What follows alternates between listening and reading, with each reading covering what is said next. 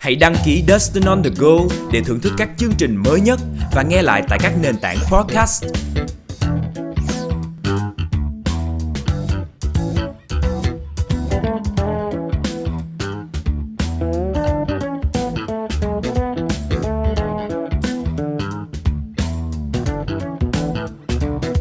Xin chào Liêu Hà Trinh. Xin chào Dustin. Chương trình Q&A như Trinh cũng có xem qua. Dạ. Nó là một cái chương trình mà là cầu nối giữa khán giả với lại những người khách mời của Dustin. Họ sẽ đến đây, Dustin sẽ đọc những câu hỏi mà khán giả đã đặt cho Trinh. Mình lỡ câu nào đó mình không muốn trả lời thì sao? Phản ứng của Trinh cũng là một câu trả lời. Tại Trinh không biết nói xạo mà bây giờ nếu mà Trinh im mà Trinh cười nghĩa là bỏ qua hả? Ok. Ngồi vô đây rồi là vô chồng rồi. Nhưng mà bây giờ nếu mà mình tỉnh táo quá mình nói chuyện á, như cái mình xạo lắm. Rồi. Đúng không? Người ta nói mình diễn, mình thảo mai lắm. Vậy thì mình sẽ uống 1-2 chai đi hả? đúng. Lúc nào cũng vậy. Q&A là nơi mà Dustin sẽ mời bạn bè đến và cùng chill, cùng thưởng thức một cái món thức uống gì đó mà Dustin đang rất là thích. Thì hôm nay Dustin cũng muốn giới thiệu với Trinh cái chai rượu Jacob's Creek Double Barrel Shiraz. Jacob's Creek là một cái thương hiệu rượu vang mà bán chạy số 1 tại Úc, có lịch sử là hơn 170 năm. Và nó cũng là một trong những thương hiệu rượu vang mà được vinh danh là thương hiệu rượu vang được yêu thích nhất thế giới. Tất nhiên là Jacob's Creek có rất là nhiều dòng, nhưng mà cái dòng mình đang cầm ở trên tay này là Double Barrel. Độ cồn là 14,5%, vậy là mình uống hết chai này là mình nói hết được luôn rồi đó. Cái chai này là cái chai lần đầu tiên Dustin cũng được biết luôn. Chưa bao giờ uống luôn, lần này là lần đầu tiên Dustin uống cùng với Trinh. Double Barrel thì nó có một cái điều rất đặc biệt, đó là cái anh Nicholas Brewer là một cái người chuyên gia ủ rượu vang. Và anh ấy nhìn những cái thùng gỗ sồi mà đã ủ qua rượu whisky hơn 20 năm á, thì anh nói là nếu mà bỏ đi thì rất là phí, thì bây giờ mình có thể làm gì với nó. Thế là Ủ rượu vang. Vậy vang. là trong rượu này sẽ có tổng hòa những cái hương vị khác nhau biến chuyển. Đúng rồi. Giống như là rượu whisky vậy. Đúng rồi. Họ sẽ ủ hoàn tất trong những cái thùng whisky của Scotch hoặc là Ireland whisky. Thêm một cái thời gian ngắn nữa thôi để nó có thêm những cái sự độc đáo trong hương vị. Nó có cái hương vị bánh sô-cô-la, bánh trái cây và mận. Thì mình cũng rất là tò mò, bây giờ mình sẽ thử mở ra uống để hôm nay mình sẽ celebrate. Thì lần trước thì chúng ta có một cái chai Jacob's Creek Classic. Cabernet Sauvignon Classic là một cái dòng mà phổ biến, dễ uống. Mọi người khi mà nghĩ đến Jacob's Creek thì sẽ dễ dàng lựa chọn cái dòng đó vì nó rất là phù hợp với mọi người. Dòng này là một cái dòng mà nó sáng tạo hơn, nâng cấp lên, bởi vì người ta phải nghĩ ra cái cách là ủ 2 lần đó, ủ trong những cái thùng không thể chờ được whisky. Dustin sẽ cho Trinh. Cảm ơn Dustin. Rồi. Dustin có uống nhiều rượu không? Mỗi ngày chút vì sức khỏe. Nguyên một ly rượu vang. Vì sức khỏe. Đúng không? Người ta nói vậy mà. Thì ra mình đang ăn nho gián tiếp mà. Chúc mừng cho tụi mình đã trưởng thành. Sao biết trưởng thành? Trưởng thành. Tôi chưa muốn trưởng thành. Trưởng thành chứ không phải là già. Không, cô không muốn trưởng thành luôn. Là con nít vui hơn. Là con nít mà ra bao nhiêu cuốn sách rồi. Con nít viết sách cũng được mà. Con nít uống sinh tố nho thấy không? Không, sự trưởng thành trong tâm hồn. Rồi. Để mình hiểu chuyện hơn thôi đúng không? Nhưng mà vẫn là con nít nha.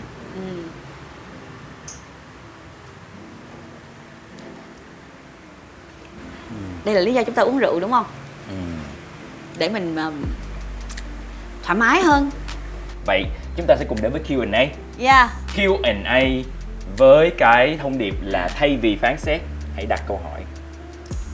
Trời ơi, chủ đề xuất sắc vậy. Đó là tại sao mà mình muốn các khán giả khi mà xem chương trình á, mọi người á, thay vì mình nhanh tay lẹ trí viết một cái comment nào đó để phán xét một người lạ ở trên mạng, thì tại sao bạn không đặt câu hỏi cho họ?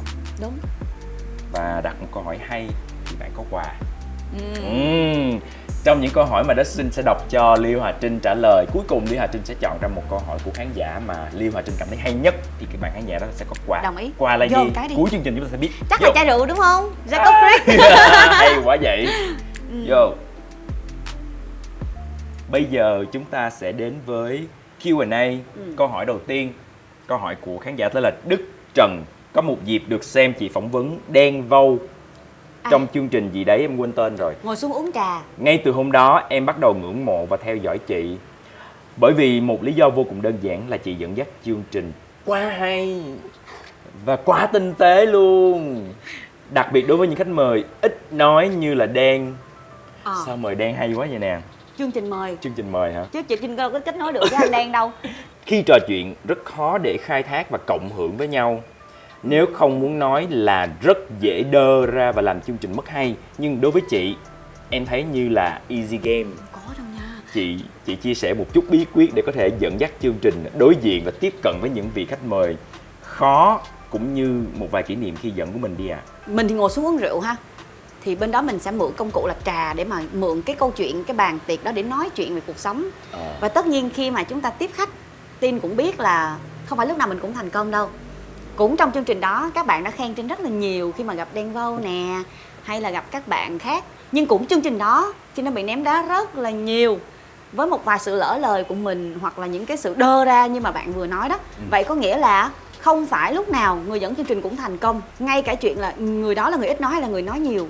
Thật là may mắn cho mình là anh Đen cũng vừa còn rất nhiều cảm xúc trong cái hành trình trông trên của ảnh sau khi bước ra khỏi fashion show của ELF. Với rất nhiều những câu hỏi là liệu tôi có thể trở thành một cái tên đặc biệt và có thể cống hiến trong hay không thôi. Lúc đó là năm nào? Năm đó là cách đây 2 năm. Và bản thân mình thì là một cái người không muốn khai thác thông tin từ khách mời quá nhiều. Dựa trên câu hỏi, mình thấy là mình đang nói chuyện với họ, nhưng ở đằng sau lưng họ là một người khác. Vậy thì làm cách nào để cho cái con người khác đó ra? Và nếu mà nói chuyện với một người á, về mặt xã giao, người ta có thể đáp ứng được tất cả những cái câu hỏi trong script của mình. Là dự án của anh như thế nào, anh có hạnh phúc với nghề không, anh đã từng có những nỗi buồn gì. Cái câu trả lời đó nó sẽ thỏa mãn được biên tập. Nhưng nếu mà bạn nhìn sâu vào trái tim của mình và đôi mắt của người đối diện, như cách mà Dustin nói, Trinh sẽ không nói dối được cho những câu hỏi mà Trinh muốn né đâu. Đó là sự nhạy cảm của người dẫn chương trình khi mà họ biết được rằng là có một khái niệm trên đời làm nên thành công của những câu thoại hay của điện ảnh, đó chính là subtext, là ẩn ý. Tức là tôi nói câu này nhưng mà tôi không phải nói câu này. Trinh gặp Dustin á, Trinh nhìn sâu vào mắt Dustin, Trinh nói Dustin là dạo này uống nhiều lắm phải không? Nhưng mà với cái trạng huống đó không có nghĩa là Trinh đang trust Dustin là uống có nhiều hay không. Ý đằng sau của câu đó, nếu mà Dustin là người cùng năng lượng, Dustin sẽ hiểu được ý của câu đó thật sự là anh có nhiều nỗi buồn, anh có muốn chia sẻ hay không. Đó, nó là như vậy. Thì đó chính là subtext. Và cái người mà càng sâu lắng như là Đen, có nhiều tâm sự, có nhiều chất chứa ở trong nhạc thơ, thì họ là những người càng có nội dung để khai thác. Nhưng muốn vào trong cái ngõ sâu đó, nó chỉ là một cái giếng rất là nhỏ thôi. Và phải tìm ra được cái lối sáng đó nó phát sáng ở đâu. Giống như cách mà Huỳnh Mến đã nói rằng là khi em nhảy á, em không tập trung vào mọi người, em chỉ tập trung vào đúng một người thôi. Ví dụ khi mà em bước ra sân khấu em thấy anh Dustin và chị Trinh, em chỉ chọn anh Dustin hoặc là chị Trinh thôi, em không có nhảy cho hai người coi. Và với anh Dustin em sẽ có một cái biểu cảm và thái độ khác. Nó sẽ có một chút xíu gì đó rất là cá tính, thái độ, có một chút gì đó nó hơi lẳng lơ.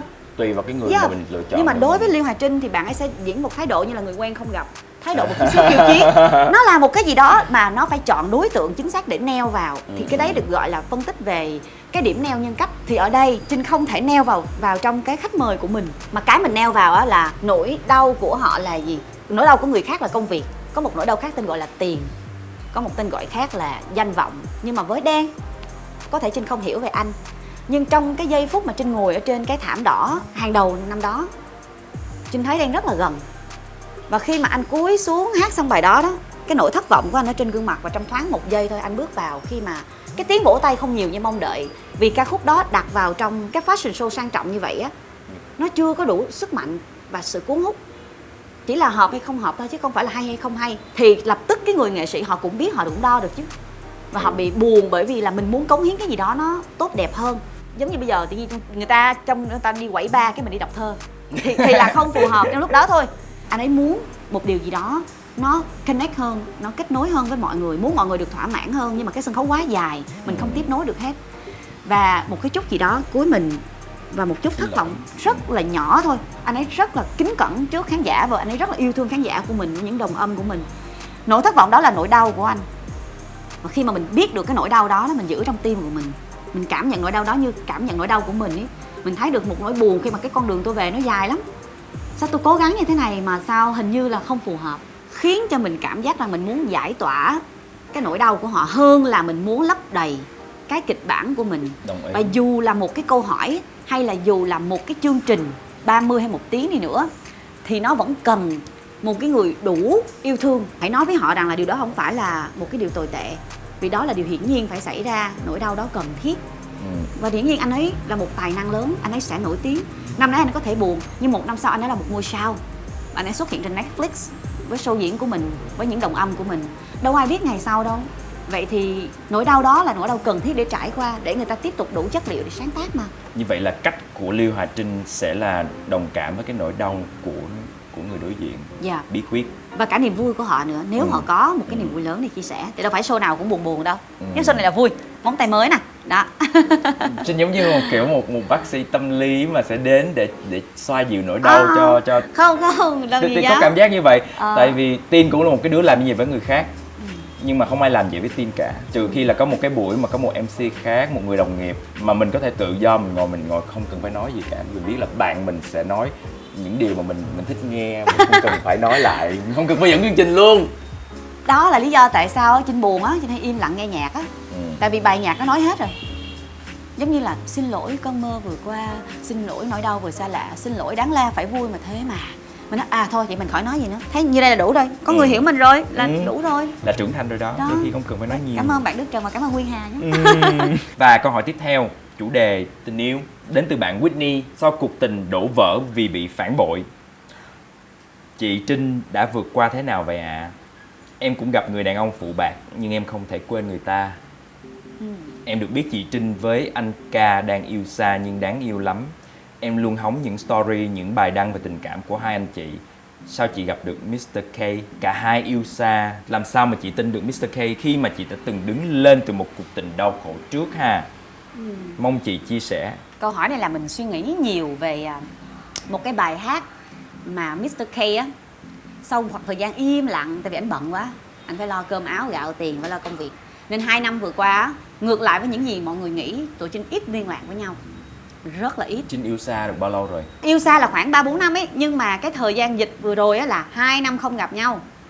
Tại vì ban đầu mình yêu nhau mình nói là ê mình gặp nhau thế này á, mình phải 3 tháng gặp một lần, đứa bay qua đứa bay lại, để mà mình có cái chất xúc tác. Ở một tuần cũng được nhưng mình phải có cái kết nối với nhau thì mình mới yêu nhau được. Chứ yêu xa mà không gặp thì gãy. Ban đầu tụi mình giao ước như vậy mà. Nếu mà mình không chấp nhận được điều kiện là 3 tháng em phải qua thăm anh, sau đó 3 tháng anh qua Việt Nam thăm em. Nếu em không chấp nhận được thì thôi mình chỉ làm bạn, mình flirt cho vui thôi. Thì em nói ok vậy thì em sẽ qua trong phát súng đầu tiên. Mà tụi mình quét nhau qua Tinder mà. Buổi Giáng sinh thế này cũng là ngày này nè Dustin. Gần cái giai đoạn Giáng sinh đó, đâu có làm gì đâu, thấy buồn, thấy trông trên. Hai đứa cũng kiểu độc thân á, nên là cũng tìm một người nói chuyện. Nghiêm túc là tìm một người nói chuyện nha. Ai cũng nghĩ là người ta sẽ cần một bạn tình, sẽ cần ai đó đầu óc tay gối, sẽ cần một ai đó chia sẻ giường chung để mà mình qua được cái nỗi cô đơn. Nhưng may mắn thay là cái người mà Trinh tìm á, giống Trinh ở một điểm là ê có thể ngồi cùng tôi khoảng 30 phút đến 1 tiếng trong một cái đêm mà không ai cần tôi trong thành phố này. Như là hai người lạ, đừng có biết tôi là ai, đừng có hỏi tôi là ai, ngồi nói chuyện với tôi thôi và uống một ly rượu được không? Thì may quá người đó cũng là người sẽ ở lại Việt Nam ngày cuối cùng và ngày mai sẽ bay đi. Và hôm đó là sinh nhật của anh cũng một mình ở trong cái thành phố này. Dustin thì Dustin không tin vào yêu xa thực sự. Dustin đã từng yêu xa 2 lần, mỗi lần 3 năm và 2 năm là tổng cộng 5 năm. Mình thấy mình giống như là người mình ở đây nhưng mà cái lòng mình ở đâu khác á. Thế Trinh thấy như vậy là phù hợp với cái tình trạng hiện tại của Trinh hay là bắt buộc Trinh phải như thế? Bắt buộc Trinh phải như thế. Tại vì yêu quá rồi hả? Không phải là yêu quá như thế nào nhỉ? Bây giờ nhẫn đeo vô tay rồi. Bây giờ làm sao đúng không? Không lẽ mình nói là hey bây giờ mình nghỉ yêu 2 năm em để thoải mái rồi cái gì đeo nhẫn lại. Đây là một cái cam kết trước khi Covid đã diễn ra. Như vậy là sẽ có một cái hạn chót để mà hai người sẽ có một cái quyết định là tiến đến gần nhau. Một người đi qua bển, hai là người kia đi về đây. Nó còn là 3 tháng hay là 4 tháng nữa, tại vì 2 năm qua có ai được bay đâu. Và thật ra thì cũng có được bay nhưng mà mình sẽ có sự lựa chọn riêng của mình cho công việc. Trinh cũng từ chối việc qua thăm vì Trinh cũng có công việc. Bạn cũng hạn chế hoặc là delay cái chuyện qua thăm vì bạn chưa có quốc tịch Việt Nam và cũng không biết cách nào để có thể quay lại. Mỗi người đều có một cái lý do để mà không trở về ngay. Nhưng mà thời gian đó xem như là thời hạn của rượu, ngấm là bao nhiêu ly thì mình say vậy đó. Tới bây giờ là 2 năm Trinh thấy vẫn khá là thoải mái với cái sự độc thân của mình.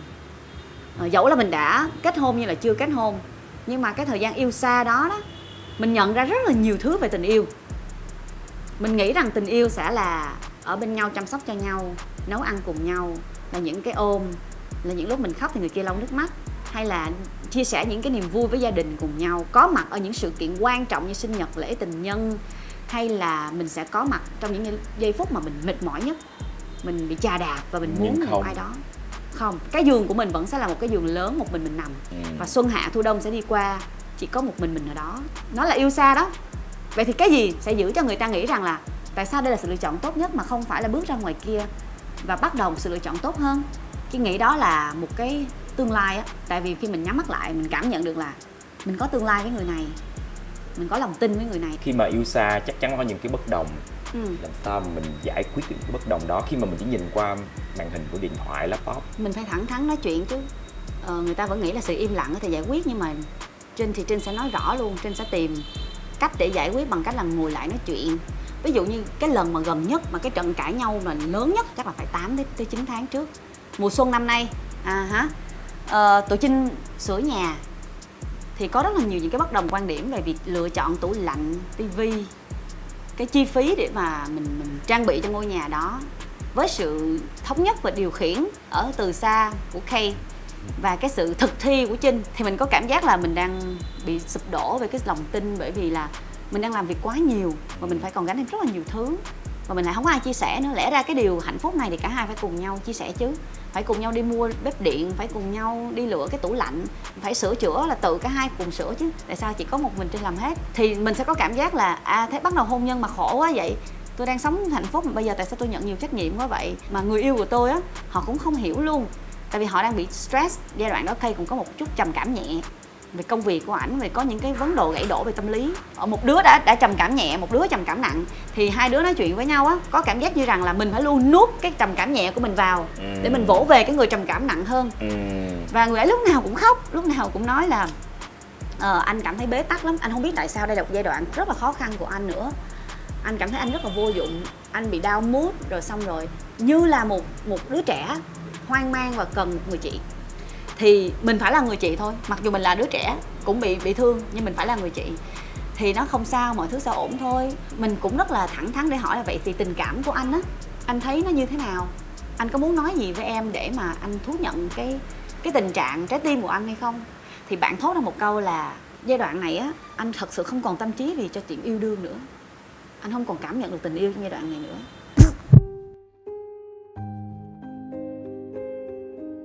Ây chà, nhẫn đeo vô tay còn chưa chắc nha, 30 chứ phải là Tết nha. Ây chà, không lẽ tới đây mình cũng phải gãy hả ta? Căng vậy? Sao có số mình khổ vậy ta?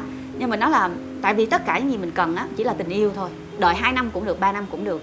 Chỉ cần người ta yêu mình thôi, chỉ cần mình tin thôi là người ta yêu mình. Nhưng nếu người ta thú nhận từ miệng là đây là giai đoạn anh stress và anh căng thẳng đến mức anh không còn màng về tình yêu nữa, em thứ lỗi cho anh không còn nghĩ tình yêu là quan trọng nữa, thì đó chính là một cú sát thương chí mạng. Thì Trinh, hồi đó giờ mình tưởng là mình yêu người ấy, nhưng đến cái giai đoạn đó mình biết là mình rất yêu người ấy. Vì tại sao mà mình có thể không ăn trong một ngày mà mình cứ ngồi thế này, mà mình là người lý trí nữa, mình là người khuyên người khác rất tốt, nhưng tại sao là đồ ăn dọn tới là mình thì không ăn. Mình chạy xe mà nước mắt mình nó cứ bay ngược về, mình nghe một cái bài hát thôi là mình đã cứ khóc. Mình nhận ra là tình yêu nó phi thường thật ấy, là một cái đứa cứng rắn nhất nhưng mà nó vẫn có thể bị bẻ gãy. Và dù nó đau khổ lúc nào nó cũng phải tạo cảm giác là nuốt vào và nói không sao, em biết đây là giai đoạn rất khó khăn của anh sẽ ổn thôi, có gì thì anh cứ nói cho em nhé, mọi quyết định của anh thì em vẫn rất là tôn trọng, anh cứ cảm thấy là anh làm cái gì cũng thoải mái là được. Nhưng mà sau giai đoạn đó cứ mỗi ngày mình đều trò chuyện như một người bạn, mình sẽ không còn xồm lên như những cái ngày xưa mà mình gặp những cái câu nói tương tự về từ bạn trai của mình nữa. Mình đã trưởng thành rồi mà. Ok, không làm người yêu được thì với những gì tốt đẹp chúng ta làm cho nhau á, vị hôn thê của mình nó cũng cần một người bạn, nhất là trong giai đoạn bạn ấy bị stress như vậy. Thì mình sẽ cố gắng là hôm nay anh khỏe không, hôm nay anh đã tốt hơn chưa, anh không cần yêu cũng được nhưng mà anh đã ăn gì chưa đó, mẹ anh thế nào, anh có muốn em giúp cái gì không, em đã xử lý cái này đã xong rồi nè, em mới mua cái này, anh có thích cái này không. Thì dần dần bỗng nhiên là 1-2 tuần sau bạn ấy kết nối lại, bạn ấy nói là cái câu mà anh nói á, không phải là ý của anh là như vậy đâu, chỉ là anh đang rối quá, anh còn không yêu bản thân anh nổi nữa. Bạn nó có thể là nhỏ tuổi không? Nhỏ hơn Trinh 2 tuổi. Mà bạn ấy rất lý trí và chung thủy mà. Nhưng mà Trinh là phải là một lần nữa gồng mình lên để làm một người chị. Thật ra thì tất cả người phụ nữ đều luôn phải là người chị và người mẹ trong mối quan hệ mà. Thì Trinh nghĩ là chuyện bình thường thôi. Nhưng mà thật sự là cái Trinh thích như vậy. Trinh thích như vậy. Và bạn đó cảm thấy rất là vui vì bạn ấy vượt qua được giai đoạn đó, vì bạn ấy phân tích mắc cười lắm là Dustin. Cuối cùng mình tra hỏi ra, mình căng thẳng với tất cả sự trầm cảm bắt đầu từ đâu. Sau đó bạn ấy nói là anh phát hiện ra rồi, sự trầm cảm bắt đầu từ việc anh đi coi bài tarot. Trời đất ơi. Với cái người coi bài tarot đó, anh hỏi là bây giờ cái công việc tình cảm của em trong sắp tới phải như thế nào, thì người đó đưa ra lá bài The Tower, gãy đổ. Bạn nó tin, tại vì lúc đó là dịch mới bắt đầu, công việc không tốt, là mọi thứ không tốt, ai cũng bị stress hết á.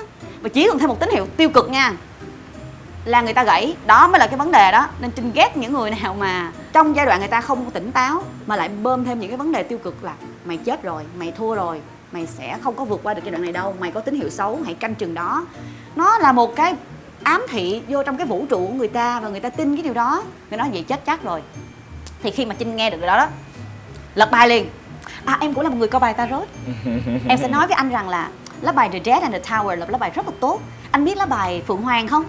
Đó là một sự tái sinh đó. Nếu mà ai bóc được lá bài The Tower trong một cái hoàn cảnh nào đó mà họ không mong muốn, thật ra nó có một cái subtext, một cái ẩn ý, đó là gãy đổ thì làm lại. Em đã bóc được rất nhiều lá bài The Tower và Death trong đời của em. Bây giờ em vẫn sống rất là tốt. Em nghĩ rằng anh đã bóc được một lá bài may mắn đó.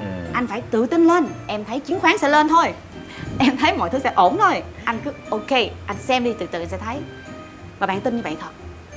Trong lúc bạn vẫn gãy độ, lại có một người khác nói là anh sẽ ổn thôi, lá bài này lá bài tốt.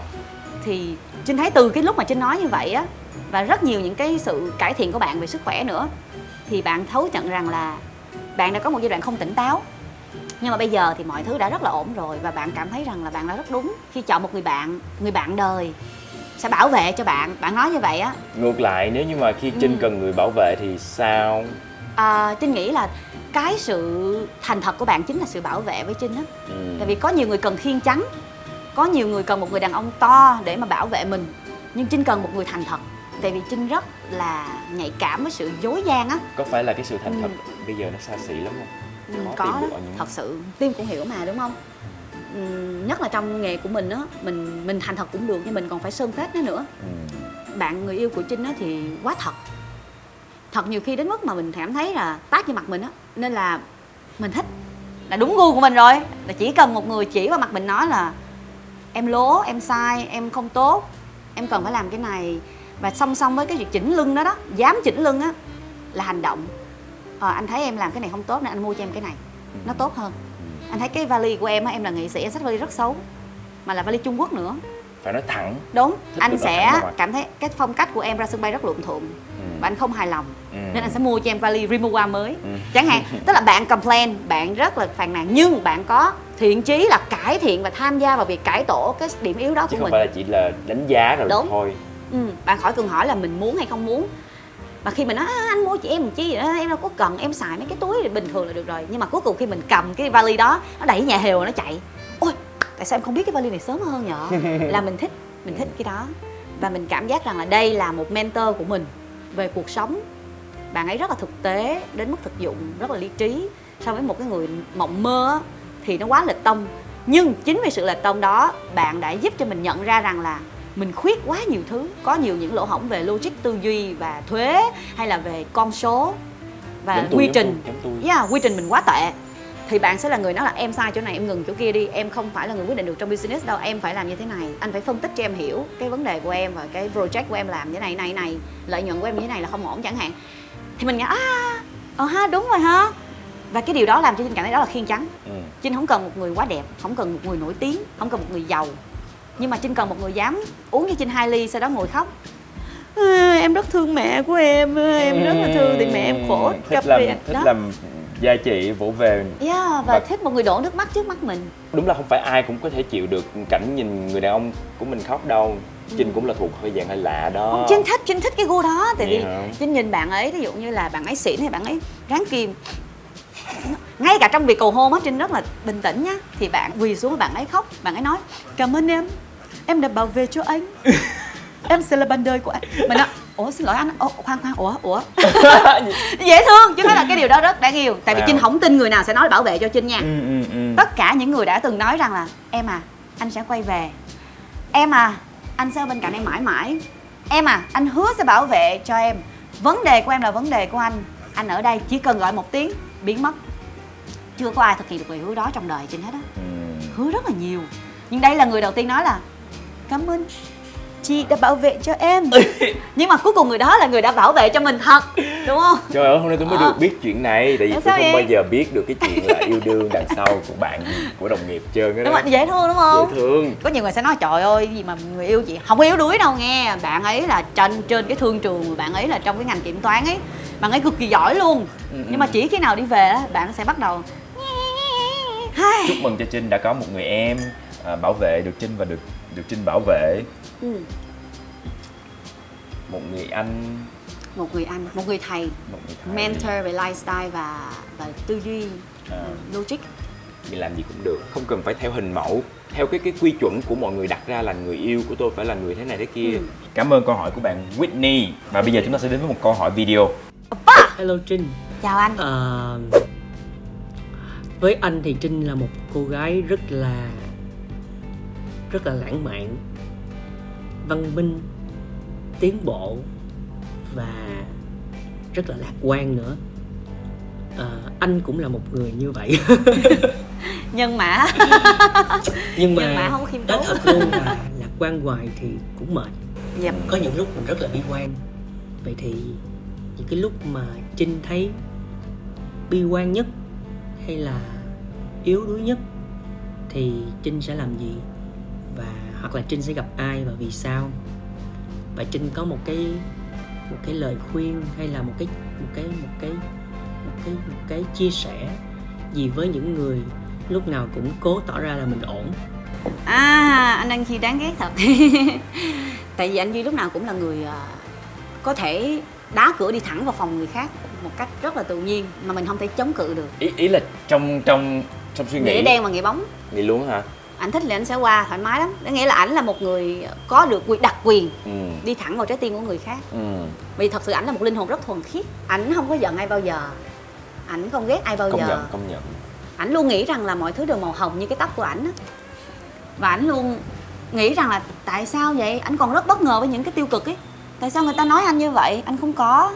Tại sao người ta phá mạ anh? Anh không có. Ảnh vẫn còn có khả năng shock trước những cái tiêu cực. Tin cũng vẫn như vậy nha. Tin vẫn ngây thơ, Tin vẫn rất là vô tư, nhiều khi bị bất ngờ với những cái chuyện mà mọi người nghĩ là có gì đâu bất ngờ. Nhưng mà do trái tim của mình cũng rất là kiểu thuần khiết á. Đó là thước đo của thuần khiết á. Mà Trinh thấy mình bớt thuần khiết qua thời gian rồi. Tại vì với một cái tiêu cực tới, hoặc là với một cái bình luận, hoặc là một cái chấn động scandal tới, thì mọi người sẽ nói là wow, chấn động. Mình nói đời mà.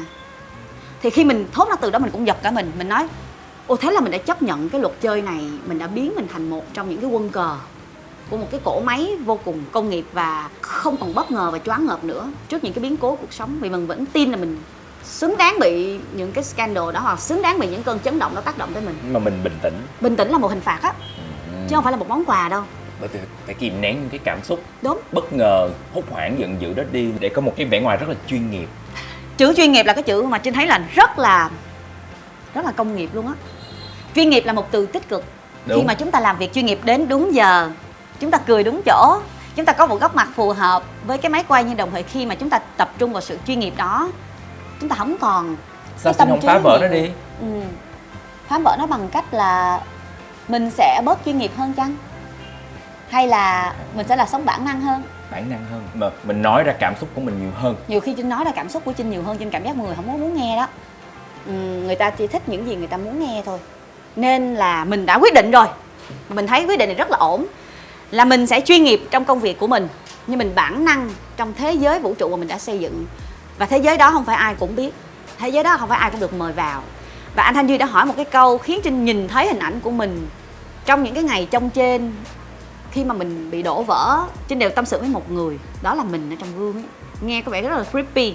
Nhưng mà ở cái căn hộ Trinh sống á, thật là may mắn là cái phòng ngủ của Trinh nó có một cái ghế. Thì ngồi cái ghế đó nhìn vào thấy được 3 quận. Bên phía trước mặt là Bitexco, một cái dòng sông Sài Gòn thẳng tắp hướng tới Bitexco. Tại nhà trên đó cái cầu Thủ Thiêm, nghé một chút xíu thấy quận 2 đang thả diều. Thì cái chỗ máy bay chạy xuống là quận Gò Vấp.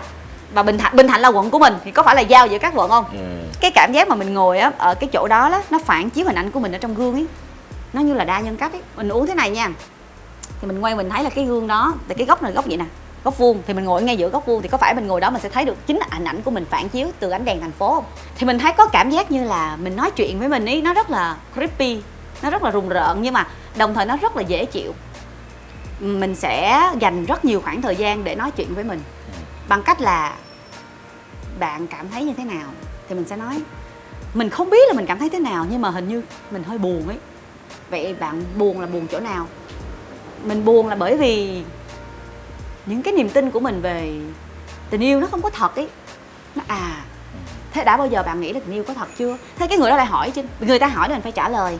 Cái tâm trí mình bắt đầu đặt ra hai phe. Một phe là trung thực với nỗi buồn của mình và đổ lỗi nỗi buồn đó cho thế giới, là tại vì cái người đó là mình buồn, tại vì công việc đó là mình buồn, tại vì cái chấn động này làm cho mình cảm thấy gãy đổ, tại vì dịch Covid làm cho mình cảm thấy mình thua cuộc.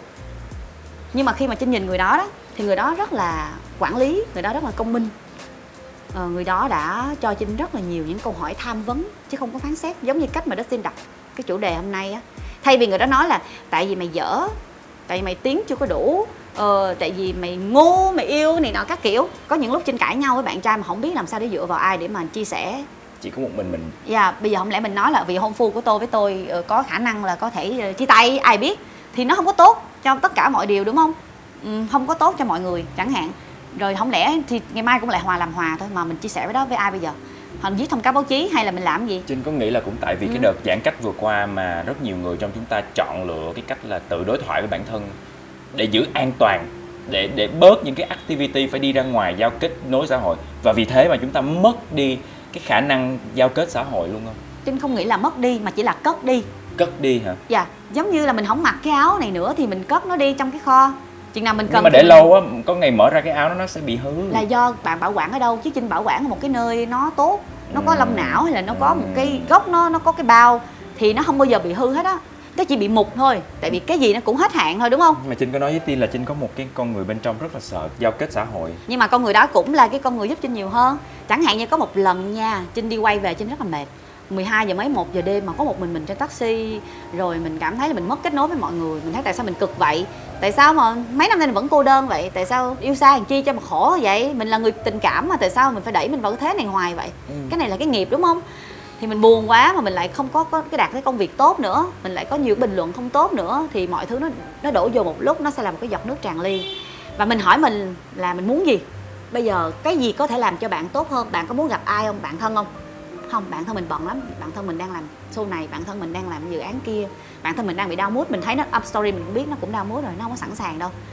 Cái gì bây giờ bạn muốn cái gì để cho bạn tốt hơn? Bỗng nhiên trong đầu mình nảy ra là mình muốn nghe nhạc. Sau đó vậy bạn muốn nhạc xong bạn muốn làm gì? Mình muốn tắm bồn. Mình muốn gì nữa?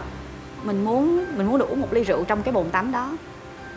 Và quả thật khi mà mình trả lời được ấy, mình về mình set up một cái bồn tắm nóng, mình lấy một ly rượu và mình ở trong cái bồn tắm đó. Tắm lâu không tốt, đúng không?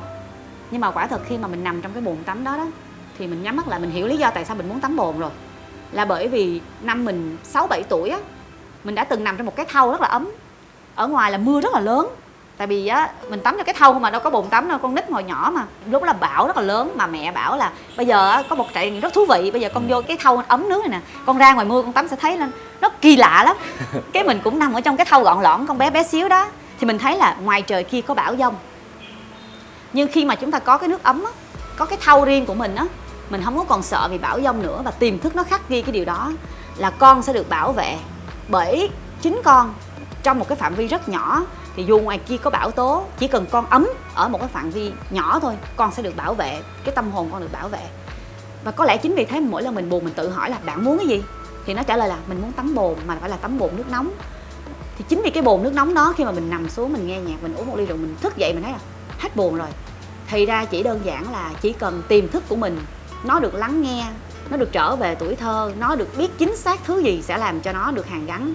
Có người hàn gắn là chỉ cần một cái xoa đầu thôi, không sao, giống như bà ngoại xoa đầu gì đó. Có người hàn gắn là có người lấy cái chăn trùm họ lại, ôm họ lại, là họ sẽ ổn như hồi nhỏ vậy đó. Có người chỉ cần nằm trong một cái thau nhỏ và họ thấy là ok, tôi đã về được với 6 tuổi và tôi đã được bảo vệ, tôi là người mạnh nhất. Và đó là cái cách thức mà mình bảo vệ mình. Tiên gọi đó là tự mua vui. Tiên cũng đã tự thực hành cái chuyện tự mua vui này. Trước đây nghĩ là buồn là phải có bạn bè để chia sẻ, phải nói với ai đó. Nhưng mà bây giờ buồn á, Tiên sẽ đi đến một cái quán bar nào đó, Một mình Tin đứng nhảy suốt đêm luôn. Hey sexy vậy. Một mình. Rồi có ai đến làm quen không? Chắc là Không. có nhiều á. Cũng có nhiều người đến nhảy chung, nhưng mà mình cảm giác được là mình không cần ai nhảy cùng với mình vẫn có thể vui. Hồi nhỏ mẹ Tin rất là thích nhảy, mẹ Tin dẫn Tin đi nhảy. Thì đó là vấn đề về tiềm thức đó. Chắc Đó là là sự vậy. an toàn và hạnh phúc. Có thể À. Tin nhớ là những lúc mẹ kêu đi nhảy với mẹ không con. Tại vì ba không chịu nhảy với mẹ thì con phải đi thôi. Mình là kép nhí của mẹ. Cho nên là lớn lên mình luôn nghĩ nhảy là một cái hành động mà giống như một cái lối thoát để mình được bước ra khỏi những cái khó khăn ở trong hiện tại, chìm đắm vào cái thế riêng của mình. Cảm ơn anh Duy, và anh Duy cũng mới vừa có một cái hình tượng mới mà Trinh có thấy chưa? Astro Boy hả? No, Delilah, Delilah. drag queen. Hey, anh Duy thích cái chương trình mà hả, Race lắm á. Anh Duy vừa mới ra mắt hình tượng drag queen của Thanh Duy, phiên bản drag queen là Delilah, tên là Delilah. Một nhân cách khác. Ừ. Hiện thân của một tinh thần tự do phóng khoáng, lần đầu tiên bước ra ánh sáng. Delilah. Cái gì quan trọng phải nói 3 lần. Trinh không ngạc nhiên. Trinh chỉ ngạc nhiên là tại sao tới bây giờ Anh mới làm. anh mới launching cái này, trong khi là năm nào ngày nào anh gặp em anh cũng bắt em bật Netflix cái chương trình RuPaul Race cho anh coi. Và ảnh thuyết phục Trinh đến mức mà Trinh còn mơ hồ về drag queen. Vậy đến khi mà Trinh cũng mê y như ảnh luôn. Đẹp quá trời luôn nè. Yeah. Anh Duy ơi, cảm ơn anh với câu hỏi, nhưng ngoài ra là anh đẹp quá. Chị đẹp quá chị ơi. Delilah. Yummy mà làm.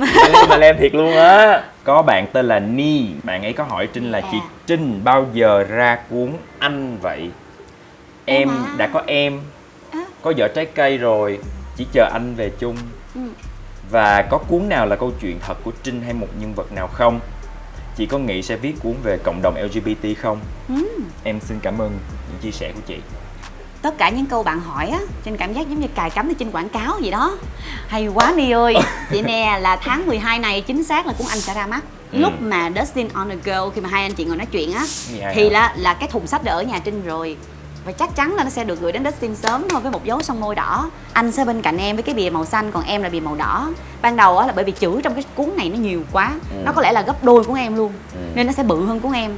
Nhưng mà Trinh nghĩ lại là sau này mình còn có cuốn yêu nữa, để viết về tình yêu, những cái mẩu chuyện nhỏ nhỏ thành thị, những mẩu chuyện mà chúng ta nói chuyện vô thưởng vô phạt với nhau thế này nè, mà nó liên quan đến yêu, thì nó sẽ bỏ trong cuốn yêu. Nên là anh yêu em á, nó phải ở trong một cái size giống nhau, để mình thành một cái combo box. Cái hộp bán một cái combo. Đúng, đó là team Phạm đã đề xuất ý kiến đó, cho ok, đúng không? Phải thương mại hóa cảm xúc. Chứ còn gì nữa. Không viết ra cái mình kê lên, mình trưng nhìn, đúng không? Đâu có được, mình phải bán một cái combo là anh, em, yêu, thì mình ráp là anh yêu em. Ghê thật nha. Tôi thấy bạn cũng có một cái gọi là cái business mindset, là một cái người chí hướng kinh doanh. Bán sách được nhiêu tiền đâu. Nhuận bút của Trinh nó bằng một ngày Dustin đi dẫn thôi. Tại đó. sao Trinh là viết sách? Thế nào nhỉ? Tại Trinh sống ở bên ngoài nó đã quá mờ nhạt và quá thương mại. Tại vì mình lướt cái Facebook của Trinh sẽ thấy nó thương mại hóa lắm. Hôm nay là sản phẩm này, ngày mai á là xài cái kia, lifestyle check-in chỗ nọ. Nhưng mà thật sự người ta nói rằng là trên Facebook á, nó chỉ là một phần cuộc sống của mình, một cuộc sống mà mình muốn cho người khác thấy. Nó vẫn là một cuộc sống thật. Mình vẫn đến chỗ này, mình vẫn check-in ở đây, mình vẫn uống rượu cùng nhau. Nhưng mà nó không phải hoàn toàn 100% là những cái suy nghĩ mà mình có thể chia sẻ ngay được cho mọi người. Thí dụ hôm nay mình buồn, mình phải đăng một cái gì đó ngay lập tức ấy, thì có phải là trùng giờ vào cái giờ quảng cáo của mình không? Quảng cáo cho cái rượu, cho cái free lại share Dustin on the Go. Tại sao phải nghĩ như vậy? Mình có thể đăng lúc bất kể là mình muốn, có thể set cho friends của mình. Đúng ha. Nhưng mà như vậy sẽ phiền friend của mình. Tại vì friend của mình xem á, sẽ bắt đầu phải nhắn tin cho mình, bạn ổn không? Đó là tại sao chúng ta cần có friends, những người bạn trong cuộc đời. Trinh hiểu, nhưng Trinh vẫn có cảm giác như thế là phiền mọi người lắm. Nên thôi, mình giữ lại bằng thơ, xong rồi mình giữ lại vô mấy cuốn sách, như là một cái nhật ký, như là trị liệu đi. Thì nó sẽ làm cho mình có cái động lực. Tôi có cái thùng rác cảm xúc của riêng tôi không cần tìm tới một cái người nào để mà họ nghe tôi hàng tiếng đồng hồ. Và mình lại còn bán được những cuốn sách đó. Đúng. Mình phải thương mại cảm xúc của mình. Mình phải bán nỗi đau của mình không để nó vô tri và vô dụng được. Đâu thế này. Ngoài việc mà mình bán nó được thì mình có một cái mục tiêu gì khi mà mình viết sách nữa? Mình sẽ xoa dịu cho người khác. Tại vì cái điều mà Dustin thích nhất vẫn là khi mà Dustin lên Dustin on the Go đi, bình luận là em theo dõi anh đã rất lâu. Những hành trình của anh làm cho em cảm thấy có động lực. Em thấy được trong chương trình này là rất nhiều những cái tâm sự và những cái điều rất thật mà không có chương trình nào làm được. Và Trinh đọc những comment đó Trinh có cảm giác là vậy là Dustin đã đi đúng hướng, Dustin đã có được cái thành quả quả ngọt của bạn ấy. Và mình cũng cảm thấy rất là hạnh phúc tương tự khi mà chương trình tự tình của mình sẽ có những cái bình luận như là nếu như không có chương trình này em đã rẽ sang một hướng khác, và giá như em xem nó sớm hơn nữa thì em đã không đau khổ thế này. Vậy là đây là chữa lành. Thế thì mình mới thấy cái từ healing, cái từ chữa lành đó nó là cái sứ mệnh, hoặc là cái làm cái châm ngôn mình để mình đi rồi. Nó là cái neo của mình. Người ta neo vào nỗi đau thì mình đeo cho cái chữa lành cái nỗi đau của họ. Thì mình không có giỏi như bác sĩ tâm lý, mình cũng không giỏi như là bác sĩ trị liệu, nhưng mà ít nhất á, Trinh biết là trong lúc người ta đau mút nhất, người ta khổ nhất, người ta cảm giác là hình như là mình không có thuộc về cái thế giới này, hình như mọi người đều phản bội cái niềm tin của mình, thì chỉ cần một người nào đó thôi, chỉ cần một bài nhạc, một bài thơ, một cái video nào đó, dạ, một cái bàn tay mà gõ thế này, hoặc là một cái ly cụm thôi, im lặng thôi như thế này, vậy là họ sẽ lập tức chuyển cái tình trạng của họ đó xuống trung bình. Không phải là cân bằng mà là trung bình, đỡ hơn là nỗi đau nó cào xé, nó nặng trĩu tim. hiểu. Thì cái điều đó mình đã trải qua rất nhiều lần, và mình tin rằng là một đoạn văn hay á, hoặc là một bài thơ đúng ý, tưởng là viết riêng cho mình nhưng thật ra họ viết cho rất nhiều người. Nhưng mà ít nhất trong một cái khoảnh khắc nào đó trong cuộc đời này á, có người giống mình, thì mình có bạn, mình có những đứa weird giống mình. Có nhiều người nói là thời này mà viết thơ là sến, mấy đứa không hiện đại mới viết thơ. Cái thể loại ủy mị như vậy á, thì nếu mà ai đi theo thơ của chị hoặc là ai đọc thơ của chị á, chắc cả thế giới đều ủy mị, đều sến súa như vậy nhỉ. Điều đó nó cũng là một dạng ý kiến. Nếu như mà cái chất ủy mị nó quá nhiều trong một bài thơ, nó sẽ làm cho tinh thần của mọi người không có tiến lên. Họ sẽ bị giữ mãi trong cái melancholy, một cái hoài niệm, một cái nỗi đau về hoài cổ. Điều đó không tốt cho cái sự tiến lên của thế hệ này. Và đó là một cái phản hồi. Nó là một thôi, tại vì rất nhiều phản hồi tốt, nhưng mà sẽ có một vài phản hồi mà mình nên tập trung. Thì Trinh không có cảm thấy đau khổ khi đọc những cái câu chuyện đó, mà Trinh nghĩ rằng là thế thì mình phải tìm cái lối ra cho sự ủy mị này. Nó phải dịu dàng hơn, nó phải mang tính chất chữa lành hơn, và nó không có đau khổ theo mức tuyệt vọng, mà nó đau khổ theo dạng là cảm ơn cơn mơ vừa qua. Thì nó sẽ tốt hơn. Nó giống như là mình chấp nhận nỗi đau đó với một cái trạng thái là mình hài lòng, mình vui vẻ và coi nó như một phần của cuộc sống, chứ không phải là than trách quá nhiều, đúng không? Đúng rồi. Rượu mình uống thì nó cũng có đắng, nó cũng có ngọt. Không lẽ mình muốn uống ngọt không thì mình uống sinh tố hoặc là uống siro đi. Mình lại trách là tại sao trong rượu này là có nhẫn đắng ấy nhờ, sao nó có mùi khói nhờ. Thì có phải là mình đã không chấp nhận toàn vẹn cái quyền năng của rượu này, khi cái vị đắng mới chính là cái thứ làm nên cái sức mê cuồng của rượu vang khi uống không? Đó, xin nghĩ đó là một phần của sự trưởng thành đó. Chúng ta chấp nhận những cái mặt trái, phải, trắng, đen của một con người, của một sự việc. Chúng ta không than phiền, bớt than phiền hơn ngày xưa. Không judge, không đánh giá, chỉ đặt câu hỏi. Ok, chỉ đặt câu hỏi thôi. Cảm ơn bạn Nia. Và câu hỏi tiếp theo là một câu hỏi video. Em chào anh Dustin, em chào chị Liêu Hà Trinh. Hai Long Hoàng. Đối với em thì chị Liêu Hà Trinh là một người rất chăm chỉ nè, rất cầu tiến nè, lại rất giỏi trong việc lập kế hoạch. Vậy thì không biết là trong hành trình một chặng đường rất dài hơn 10 năm hành nghề của chị, thì bản thân chị có những lúc nào chị bị rơi vào trong trạng thái chênh vênh hay chưa? Khi mà mình không biết là rốt cuộc mình phải làm điều gì kế tiếp, và những kế hoạch của mình liên tiếp gặp thất bại, thì chị đã tự sốc tinh thần của mình như thế nào, và đã vượt qua những điều đó như thế nào để mình tiếp tục vững bước với đam mê của mình. Em hỏi điều này thì để dành tặng cho tất cả các bạn đang theo công việc người dẫn chương trình nói riêng, và tất cả các bạn đang theo đuổi đam mê của mình nói chung. Hy vọng là chị sẽ cho tụi em một vài bí quyết để tiếp tục theo đuổi đam mê của mình nhé. Cảm ơn chị, cảm ơn anh Tiên rất nhiều. Cảm ơn Long Hoàng. Có vẻ hình như là câu hỏi của Long Hoàng nó cũng một phần nào đó giống với câu hỏi Thanh Duy. Khác á. Khác hả? Thanh Duy thì thiên về cân bằng cảm xúc, còn Long Hoàng là thiên về định hướng nghề nghiệp, giáo dục kỹ năng, kiểu như vậy. Nên Trinh cũng trả lời rất là kỹ năng. Trinh sẽ đưa cái tâm trạng của mình trong một cái dòng chảy của Jacob Creek, đi về cái năm mình mới có 20 mấy tuổi và mình là một cô phóng viên rất là nhỏ xíu của tòa soạn báo giáo dục. Và lúc đó là một cái live show rất là lớn để quyên góp quỹ từ thiện. Và mình đã phạm một sai lầm, đó là mình choáng chỗ của các phóng viên bằng cách là mình phỏng vấn hơi lâu trên sân khấu, trên cái thảm đỏ. Mà Tin biết mà, luật của thảm đỏ 5 giây ra, 5 giây ra. Mình chọn 1 phút trên thảm đỏ để phỏng vấn. Đó là một cái sự chiếm chỗ vô duyên. Nhưng mà mình nghĩ rằng là mình đang tác nghiệp, mình chỉ cống hiến hết mình cho nghề nghiệp thôi. Mình chỉ muốn phỏng vấn trọn vẹn phần này và mình đi thôi. Thì khi mà mình nhận được những cái lời trách móc á, mà không phải là trách bình thường, giống như kiểu là cút đi rồi xong rồi đứng đây choáng chỗ rồi cái gì mà lẹ đi. Ngay tại trên thảm đỏ đó luôn. Ngay tại trên thảm đỏ.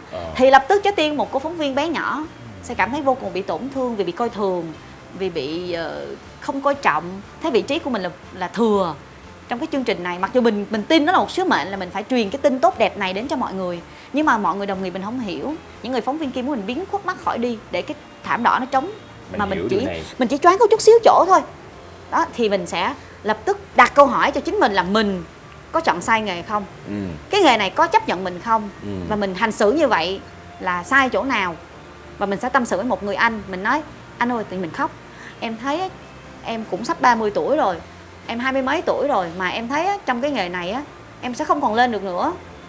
Em thấy là em chỉ mãi như là đang leo trên cái ly nữa, tới đây là nó tuột, tới đây là nó tuột, nhưng mà cái chai rất là cao em leo lên không được. Vậy thì em nên bỏ không? Em có nên làm vợ xong rồi em sẽ trở thành một người kinh doanh, em sẽ trở thành một người nào khác? Mặc dù em rất đam mê người dẫn chương trình. Thì người anh đó cũng không nói gì hết, người anh đó cũng chỉ lắng nghe mình thôi, cũng chẳng có câu trả lời nào để mà mình đáp. Không lâu sau đó thì mình cũng rơi vào một cái trạng thái là không có nhiều show, màu sắc thì cũng nhàm chán, trông thì rất là già, rồi những cái show mình dẫn nó cũng buồn, nó không có cái gì nổi bật hết trơn á, mà tuổi mình đã già đi rồi, bây giờ làm sao? Và khi mà mình buồn nhất trong cái căn phòng trống vắng đó thì người bạn thân của mình gọi điện thoại cho mình nói rằng là sao mày buồn hoài vậy, còn tao có nhiều show lắm, tao làm không hết đây nè. Thì mình lại càng buồn hơn. Đó là một sự động viên, nhưng mà nó làm cho mình cảm thấy buồn hơn nữa. Chết rồi, vậy là mình là loser rồi, chắc là mình bỏ cuộc thôi, tại vì mình không có cái thành tích nào đáng nể, mình chẳng có phong cách nào đáng để lưu dấu. Mình cố gắng bao nhiêu đi chăng nữa thì 10 năm nữa mình vẫn ở đây thôi, rồi mình sẽ già đi, và mình cũng sẽ tàn trong năm 30 tuổi. Well, mình nghĩ vậy đó. Năm 30 là năm tàn của tất cả mọi người, tất cả mọi cô gái. Trinh đều nghĩ là như vậy. Mình sẽ về hưu. Người ta nghĩ là 30 là già, con ai gái cũng là vậy. già đúng không? 20, 23 tuổi hoặc là tới năm 26 tuổi Trinh vẫn nghĩ là 30 là hạn chót. Chưa có chồng là ế, 30 á, chưa có sự nghiệp á, thì coi như mình cũng trở thành một người vô dụng á. Thì Trinh đã áp đặt cho mình như vậy. Bây giờ Trinh 34 tuổi rồi, sắp bước sang tuổi 35. Trinh chưa có chồng một cách đúng nghĩa. Đối với là người đời người ta sẽ nói là vậy, như vậy là ế đó. Và con của bạn Trinh đã học piano, học ballet rồi, đã bắt đầu đi nhảy rồi các kiểu rồi. Các bạn đã rất là giỏi trong các kỹ năng xã hội luôn rồi, là đã 7-8 tuổi rồi đó. Mười mấy tuổi cũng có nữa. Mình chưa có con. Có những đứa nữa. hai đứa con rồi. Đúng, mình chưa có con luôn. Và sự nghiệp cũng không phải là một cái gì đó xuất sắc, nhưng mà mình thấy cũng vui. Nhưng mà mình nhìn lại là mình hạnh phúc rất là nhiều so với cái thời gian đó. Vậy cái gì đã tạo ra sự thay đổi là 20 mấy tuổi thì nghĩ rằng là đời mình chấm hết, mình là một đứa loser, và 30 mấy tuổi vẫn nghĩ rằng là ê, chắc tôi 50 tuổi tôi vẫn sẽ đẹp. Tại sao nó lại khác nhau như vậy? Và Trinh nhận ra rằng cái chìa khóa chính vẫn là mình đã gặp rất nhiều những cái cách giải quyết tốt đẹp của mọi người xung quanh, nhiều năng lượng tích cực để mà mình có thể học họ. Mình học hỏi từ từng người một, nhất là những cơ hội được trao mình nhìn ra nó là cái cơ hội tốt đẹp.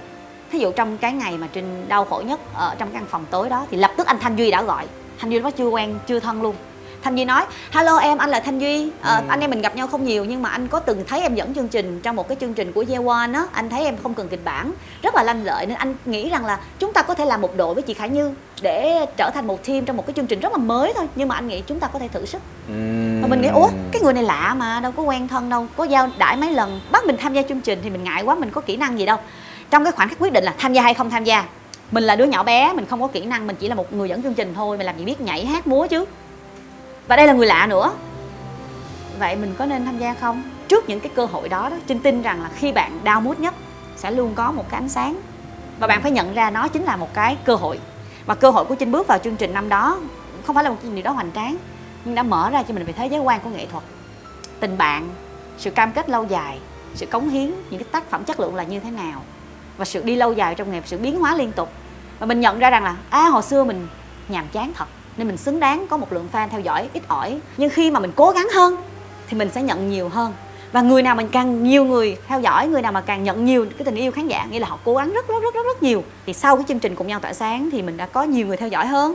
Từ 5.000 người theo dõi mình thành 80.000 người theo dõi. Sau đó mình lại tiếp tục tham gia Én Vàng. Và mình nghĩ rằng là đây là một cái điểm zero mới của mình. Thì từ 80.000 người theo dõi thành 160.000 người theo dõi. Wow. Và đến bây giờ bị hack Facebook còn không người theo dõi. Nhưng mà không sao, mình biết được cuộc sống đó là cái sự zero để mình bắt đầu lại. Và sau một năm mình vẫn lại có thêm 250.000 người theo dõi. Dữ dội. Nhưng mà cái con số người theo dõi đó không nói lên được rằng là mình đã làm được gì. Mà điều quan trọng mình thấy được rằng là mình đã trưởng thành hơn. Một cái cơn bão mới tới mình đều nghĩ rằng một cơn mưa mới mình cần một cái thau. Mình cần tắm để làm mới bản thân mình lại. Mình cần Dustin và cần những người bạn và cần một cái chầu rượu thế này thỉnh thoảng là một cái thau nước ấm đấy. Long Hoàng yên tâm nha. Một câu hỏi cuối cùng về cách chữa lành tâm hồn. Em và anh ấy làm việc chung một công ty, khác phòng ban. Cả hai bắt đầu tìm hiểu nhau và tiến xa hơn lúc nghỉ dịch. Dạ. Trước đó anh ấy có tán em rồi nhưng lúc nghỉ dịch em mới đồng ý. Cả hai cũng có nhiều rào cản để xác định lâu dài, nên em cũng quen anh ấy trong tâm thế chủ động, không quá đậm sâu. Khi yêu, cả hai chia sẻ thân thiết hơn rất nhiều và em không ngờ em thích anh ấy hơn em nghĩ. Anh ấy hơn em 9 tuổi, trải đời hơn em, rất chiều chuộng em. Ấy vậy mà hết giãn cách cả hai lại có một chút xung đột mà em buông lời chia tay trước.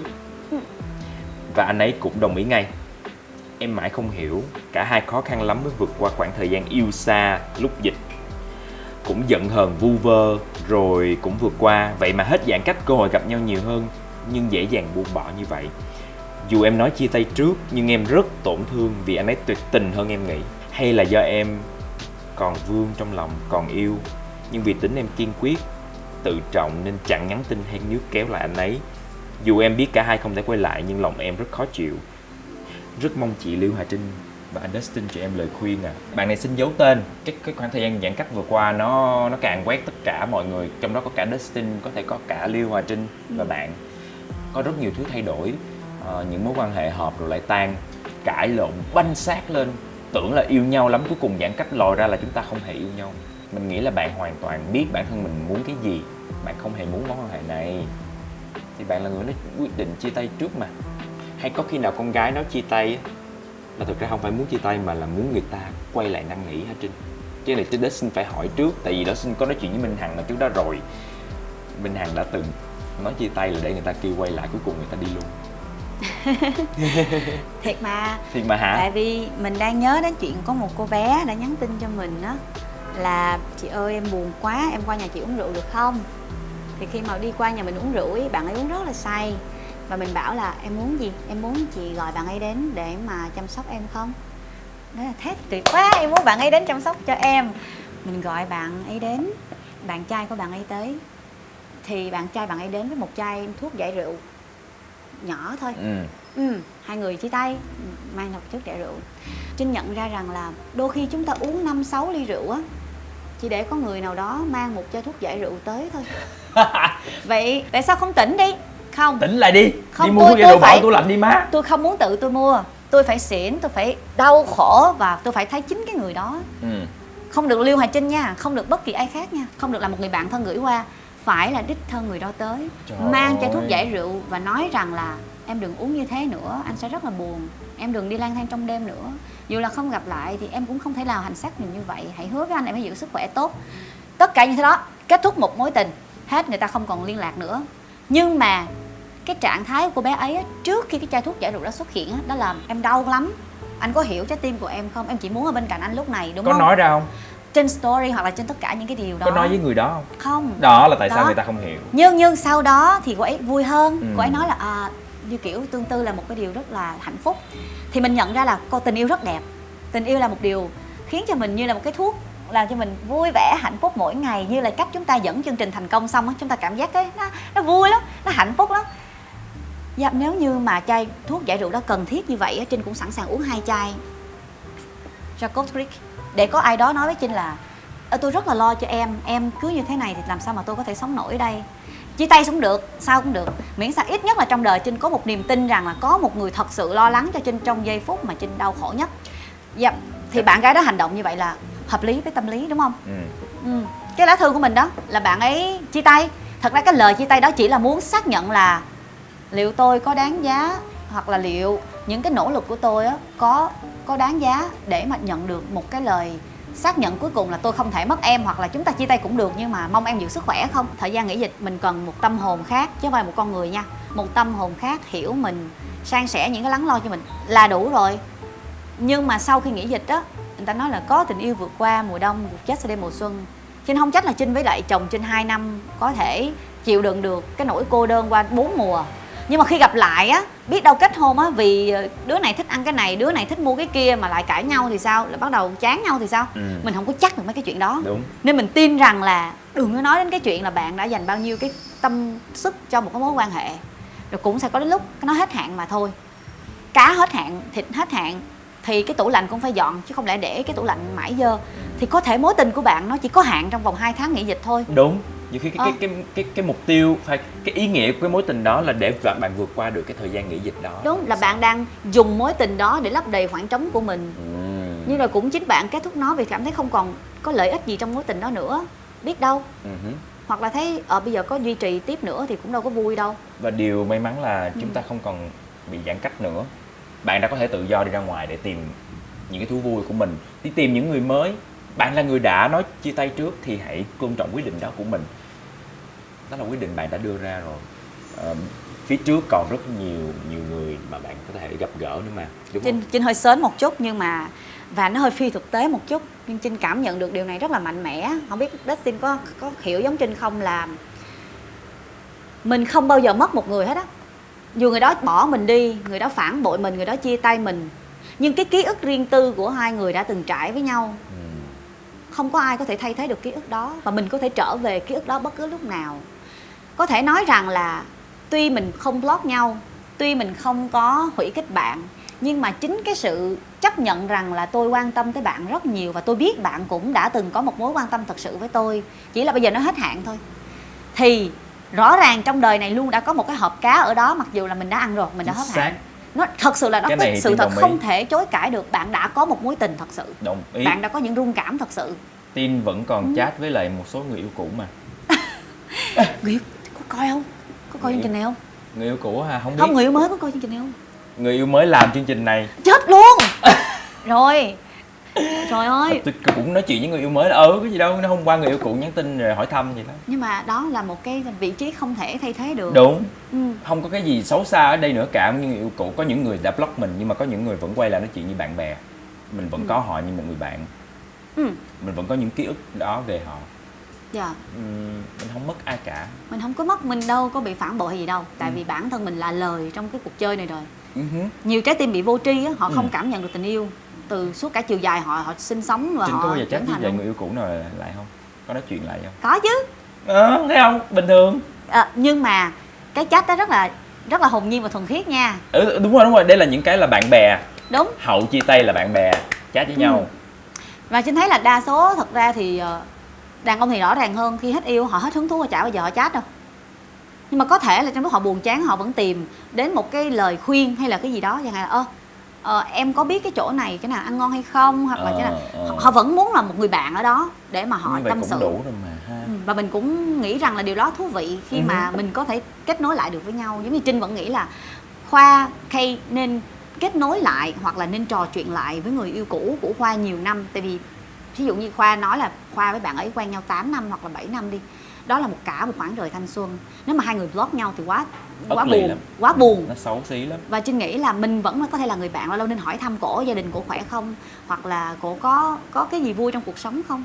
Thì nó vẫn tử tế hơn là mình block nhau. Thật ra Trinh cảm thấy rằng là cái câu chuyện của bạn á, nó gần giống với tất cả những gì mà chúng ta đều đã trải qua. Chúng ta đều muốn nảy lên để mà chúng ta có một sự quan tâm. Như một trẻ nít mà không được mẹ quan tâm thì chúng ta sẽ lăn ra sàn để mà mẹ yêu thương mình hơn. Nhưng cuối cùng thì việc tự đứng dậy vẫn là cái điều nhanh nhất để mà vượt qua được. Yes. Cảm ơn bạn giấu tên vì đã có một cái phần chia sẻ. Mình nghĩ là cũng thông qua Q&A thì mình hiểu được ngoài kia có rất là nhiều những câu chuyện buồn lắm ấy, đẹp và buồn. Nó không giống với những gì mình biết. Thì đây là cơ hội để mà mình được kết nối với mọi người và kết nối với lại khách mời nữa. Và cũng cảm ơn Liên Hòa Trinh rất là nhiều. Chúng ta đã trải qua những câu hỏi đến từ các khán giả và những người bạn của Liên Hòa Trinh. Vậy thì bây giờ Liên Hòa Trinh hãy chọn một câu hỏi của khán giả nào mà Liên Hòa Trinh cảm thấy ấn tượng nhất. Trinh muốn biết là bạn sẽ được nhận quà gì trước đã. Tất nhiên. Một bạn khán giả được Trinh chọn có câu hỏi hay nhất thì sẽ được nhận một chai của Jacob's Creek Double Barrel Cabernet Sauvignon. Dạ, với tinh thần chữa lành nhá. Yeah. Mình sẽ không chọn những câu hỏi thiên về kỹ năng hoặc là mang lại thật nhiều những thông tin quý giá. như cách mà chúng ta đưa ra tiêu chuẩn, Trinh sẽ chọn câu hỏi cuối cùng. Lý do là Trinh biết rằng á, trái tim của bạn lúc này nặng trĩu, cần một cái điểm tựa. Và Trinh không khuyến khích bạn là say khước đi để được một chai giải rượu nha. Nhưng Trinh tin là Trinh đã từng say rất nhiều lần rồi và đã từng tự giải rượu cho mình và lên đô rất là tốt. Ban đầu mình uống được 1 ly, nhưng sau những lần thất tình á, bây giờ mình uống rất là tốt. Có nghĩa là mình không đến nỗi phải bị gục ngã trước vài ly rượu vang nữa, và mình không dễ say cho một mối tình nữa. Mình rất là lý trí.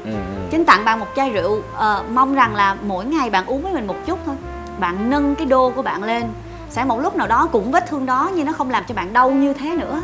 Bạn sẽ bắt đầu dần hiểu được cái cảm giác chánh choáng này nó rất là đẹp và nó hiếm khi nào có thể xảy ra. Nó chỉ được cộng hưởng khi bạn rất buồn hoặc rất vui mà thôi. Và mình mong rằng là khi bạn rất buồn này á, bạn sẽ có người uống cùng. Người uống cùng ở đây chính là bản thân bạn. Bạn sẽ cho mình một liều lượng vừa phải để bạn được chánh choáng, để bạn được hạnh phúc, để bạn được thấm được những cái lời bài hát nó tốt hơn. Và ngày mai bạn thức dậy bạn phát hiện ra là rượu làm cho mình rất buồn, nhưng mà đồng thời khi sáng dậy á, cảm giác rất là thoải mái vì mình đã được buồn hết cỡ rồi. Chúc bạn sẽ có thể bình yên sớm hơn cùng với Jacob Creek. Yeah.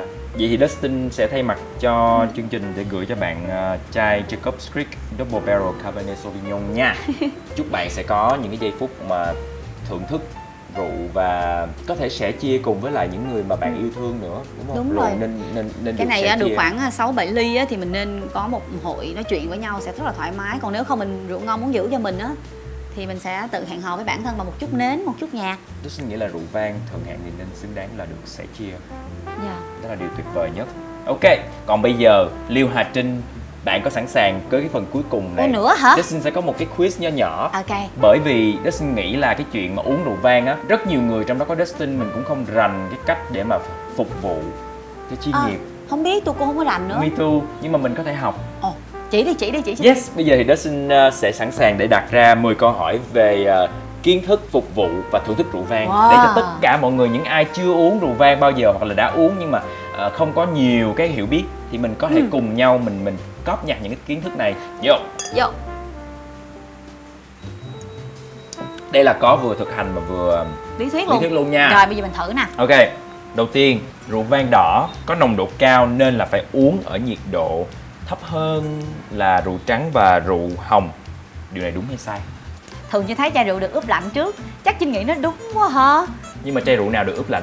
Là chai rượu đỏ bỏ vô trong cái soda xong rồi mới đem ra, vậy là nó được ướp một cái nhiệt độ nó lạnh hơn đúng không? Vậy thì mình nên uống rượu vang đỏ là nhiệt độ thấp hơn vang trắng hồng hay ngược lại? Cái ánh mắt của bạn là mình lo lắng quá. Trinh nghĩ chắc là phải ướp lạnh cái chai này mới ngon chứ. Vậy là chị đúng rồi.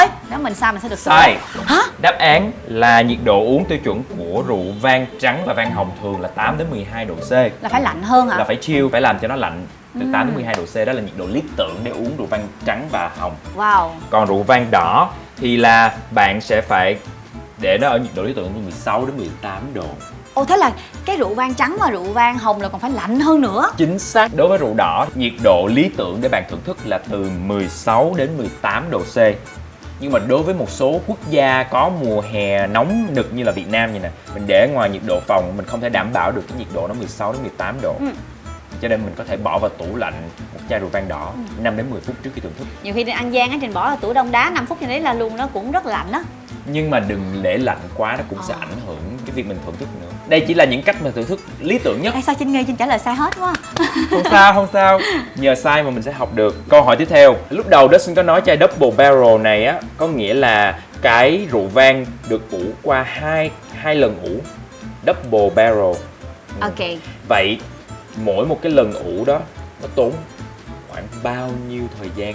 Ủa hồi nãy đó Tin đâu có nói đâu, đó Tin nói là thùng Mình gỗ đoán sồi của thôi. whisky thôi. Đúng rồi, truyền Trinh thống. thấy nè có chữ 2018. Vậy chắc là phải ủ trong 1 năm. Mỗi lần đúng không? Ủ truyền thống là 15 tháng trung bình. Thì gần Trong năm. một chai, đúng rồi, Đúng trong một rồi, chai cũng rượu gần vang. năm. Nhưng mà đặc biệt đối với là Double Barrel 16 tháng hả? thì người ta sẽ ủ thêm một cái lần nữa là ủ hoàn tất ở trong những cái thùng mà whisky đã được ủ qua rượu whisky. Người ta Là mới 15 rồi cộng với lại một cộng lần lại bao nữa. nhiêu nữa. Vậy chắc tầm khoảng 2 năm. Câu trả lời là 10 đến 12 tuần 10 đến 12 tuần cộng thêm. cộng thêm. Vậy có phải nó là 4 tháng không? 10 Hoặc là đến 3 12 tuần, tháng. đúng rồi. Tầm khoảng 3 tháng đúng không? 3 tháng. 3 tháng cộng với lại 15 tháng là 18 tháng. Là 1 năm rưỡi. Yeah. Thì đó là cái công thức sáng tạo đặc biệt mà nhà Jacob's Creek họ đã thử nghiệm để mà đem đến những cái đột phá. Tại vì trước đây cũng không ai nghĩ là ủ rượu vang 2 lần trong 2 thùng.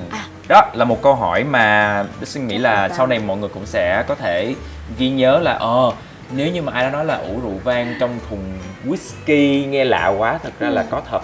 Có thật double barrel đây. Yes, chính xác. Câu hỏi tiếp theo, theo Trinh, ly để uống rượu vang đỏ là ly có hình gì? Thì câu trả lời nè, Jacob's Creek đã chuẩn bị cho mình một cái ly bầu đó, để cho mà rượu với lại không khí và cái thành của cái ly này nó có thể tiếp xúc tốt nhất và tạo ra cái hương vị chuẩn nhất, đúng không? Là ly bầu, chính xác luôn. Ly bầu được dùng để uống rượu vang đỏ, vang trắng, vang hồng luôn. Chỉ có riêng rượu vang là sparkling wine là rượu vang có ga hoặc là mấy cái ly dài lên đó hả? Mình sẽ uống ly dài, ly flute. Flute là cái ống sáo hả? Đúng rồi, nó là dạng thon dài. Rồi, trên bàn tiệc có rất nhiều người. Vậy nếu bạn là một người phục vụ, bạn sẽ phục vụ cho ai trước? Lady trước, tức là những cô gái hoặc là người lớn trước, đúng không? Hoặc là chủ tiệc trước. Chính xác, chủ tiệc sẽ là người được rót trước, để rót khoảng 30ml thôi, để cho họ có thể ngửi, họ có thể thử. Sau đó họ gật đầu đồng ý. Có khi nào mà họ thử họ nói Không đồng ý đúng không? Lấy chai khác. đổi nước ngọt. Thì sao? Là xong. Là Sucana đúng không? Sucana luôn. Nhưng mà thường đa số người ta thử xong sẽ nói là rất là tốt. Ngon, đúng thì không? người ta Ngon. sẽ Còn cho không ra đổi một rượu. cái hiệu lệnh là người ta đồng ý. Rót đi. Thì lúc đó mới rót cho nữ đầu tiên. Tất cả nữ trong bàn. Nữ trên bàn. Đúng, sau đó hết nữ rồi mới tới nam. Nam, chứ không phải người lớn tuổi hả? Người lớn tuổi trước. À, Người lớn tuổi và nữ trước, nhưng mà cái luật của người ta thường phân định theo giới thôi. Nữ trước rồi nam sau. Thú vị. Và người cuối cùng trong cái bàn được rót cái ly rượu đó chính là người chủ tiệc. Câu hỏi tiếp theo là Liêu Hòa Trinh hãy thử rót rượu vang đúng cách nhé. Xin mời Liêu Hòa Trinh. Khó vậy? Bây giờ là mình phải rót rượu vang đúng cách, tức là mình phải rót làm sao mà nó vừa đủ cái mình xoắn một cái. Đúng rồi. Không? Để mình xoắn một cái cho đừng có bị văng ra ngoài, phải không? Nhưng mà nó vẫn văng. Là lý thuyết là một chuyện, nhưng mà tôi rót còn văng nữa đâu mà. thử rót một cái coi văng không? Đây. Trời ơi, mình toàn uống không mà đâu có đi phục vụ đây. Thì mình chỉ cần biết làm sao đổ cái chai này là Sucana đó nha. Rồi. Có một cái điều là những chai rượu vang có cái mặt package label ở đằng trước. Thì mình phải show ra Show ra. để cho người ta đọc được cái tên. Đúng rồi. Đúng. Và người mua rượu á, thường họ rất thích được đọc những cái nhãn rượu. Ồ, hay nhờ. Và cho nên là khi mình rót thì mình cũng để cái nhãn rượu đó visible, đó nghĩa là dễ nhìn dễ đối với thấy. họ. Rồi. Hoặc là đối với lại cái camera Rồi, cậu khi rót mình làm đang quay thì khi mà mình rót thì mình cũng để cách miệng ly, không để dính miệng ly. Mình xoắn nhẹ hả? Đúng rồi. Là 1/3 hay là 1/4 hay sao? 1/3 đối với rượu. Đây là câu hỏi. Hay quá vậy. Theo bạn, rượu vang đỏ, vang trắng, hồng Thì mình rót bao nhiêu? 1/3. Mới vừa bị lộ đề rồi. 1/3. Đúng, 1/3 cho tất cả. Sai. 1/3 cho sao rượu kỳ vang vậy? đỏ, 1/2 cho rượu vang trắng và vang hồng. Ôi thế à? Yes. Một hôm Liêu Hòa Trinh đến tham quan một showroom rượu. Tại đây Liêu Hòa Trinh thấy có rất là nhiều loại chai nút bần đặt nằm ngang. Có những chai là nút kim loại thì không cần phải đặt nằm ngang. Tại sao?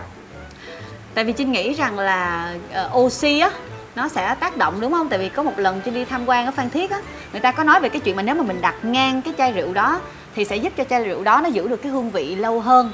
Vì nếu mà đặt đứng á, đôi khi cái nút bần nó mở hay như thế nào đó mà nó làm cho cái không khí nó lọt vào và nó không có giữ được cái chất lượng rượu ngon như là cũ nữa. Gần với lại câu trả lời luôn rồi đó. Có nghĩa là đối với những cái chai rượu mà dùng nút bần á, thì khi mà mình không có làm cho cái nút bần nó ẩm ướt bằng cách là đặt ngang á, nó khô á, nó teo lại, không khí nó sẽ lọt vào.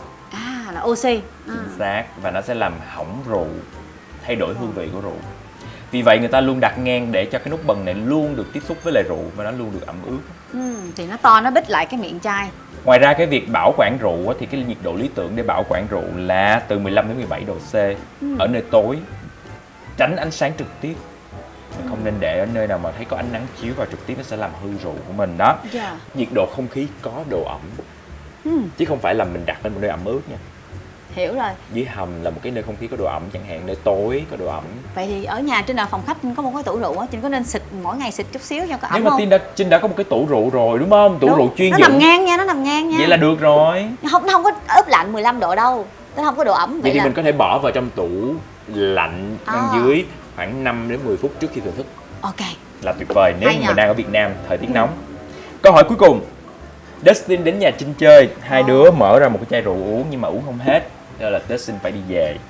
Trinh sẽ làm gì với chai rượu đó? Trinh làm món gà hầm rượu. Hoặc là vịt nấu rượu vang, Hay quá. đúng không? Còn nếu không thì thôi, cái mình phải đóng cái nút bần vô, mình cất mai uống tiếp được không? Có thể, nhưng mà trong 3 đến 4 tiếng là cái thời gian lý tưởng để mà mình hoàn thành một cái chai rượu vang. Tại vì lúc đó là hương vị rượu nó sẽ không bị thay đổi. Nhưng mà nếu mà sau thời gian đó, chắc chắn là mình có những cái cách để mà mình mua những cái nút chuyên dụng. Có những nơi mà họ bơm khí nitơ vào nữa để họ trữ được. Nhưng mà trữ nhiều lắm thì cũng được thêm khoảng chừng 1 tuần nữa là tối Vậy đa. nên mình nên khu bao nhiêu uống bao nhiêu thôi. Chính xác, Dạ. một chai rượu vang khi khui là nên được uống trong vòng 3 đến 4 tiếng. Còn sau đó thì không đảm bảo hương vị rượu nó sẽ còn như ban đầu. Rồi, đó là những cái câu hỏi để thưởng thức và phục vụ rượu vang dành cho tất cả mọi người. Dustin nghĩ là không cần mình phải là một người học ngành hospitality, phải là người Nhà phục khách vụ sạn, dạ. mình mới phải học đâu. Mà biết đâu mình cần có thể phục vụ những người mình yêu thương. Dustin sẽ tặng Liễu Hà Trinh một chai Wow. Jacob's Creek Double Barrel Cabernet Sauvignon hay là Shiraz. Nói này đừng có giận nha, mình sẽ không uống đâu, Thế hả? mình trưng. Tại quý, mình sẽ mua một chai khác cũng là Jacob's Creek Double Barrel. Nhưng mà cái chai của Dustin là cái chai tặng vào mùa Giáng sinh năm đó, là cái chai rất là đặc biệt. Mình sẽ cất cái ký ức này vào trong cái tủ của mình và để trên ngao cao nhất, mình sẽ không bao giờ uống đâu. Thôi đừng làm vậy, tội nghiệp Không, mình nó. muốn uống thì mình sẽ mua một chai khác. Đồng ý, Đó, cũng hiểu được. không? Nhưng mà bạn Dạ. có thể chia sẻ với những người bạn thân yêu. Mình vui nếu như món quà mình tặng bạn sử dụng. Cảm ơn bạn đã mời mình đến đây. Cảm ơn quý vị khán giả đã lắng nghe những chuyện không đầu không đuôi của hai đứa mình. Nhưng mà mình tin là trong mùa Giáng sinh này á, thì ai mà dành thời gian cho nhau nghĩa là họ quý mình lắm. Thì cảm ơn Dustin đã có 1 tiếng đồng hồ để mà ngồi nghe mình huyên thuyên những câu chuyện cũng vớ vẩn thôi. Nhưng mà điều quan trọng là đó là cái hành trình ký ức của mình. Và nếu mà một người tôn trọng ký ức của mình nghĩa là họ thật sự là người yêu quý mình. Và mình cũng rất là yêu quý bạn.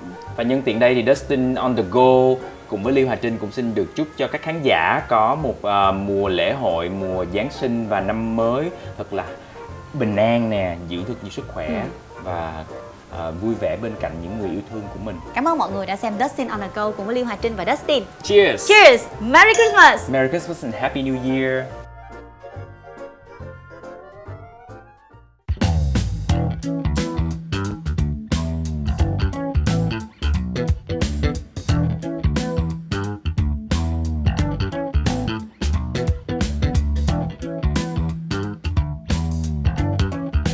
Hãy đăng ký Dustin on the Go để thưởng thức các chương trình mới nhất và nghe lại tại các nền tảng podcast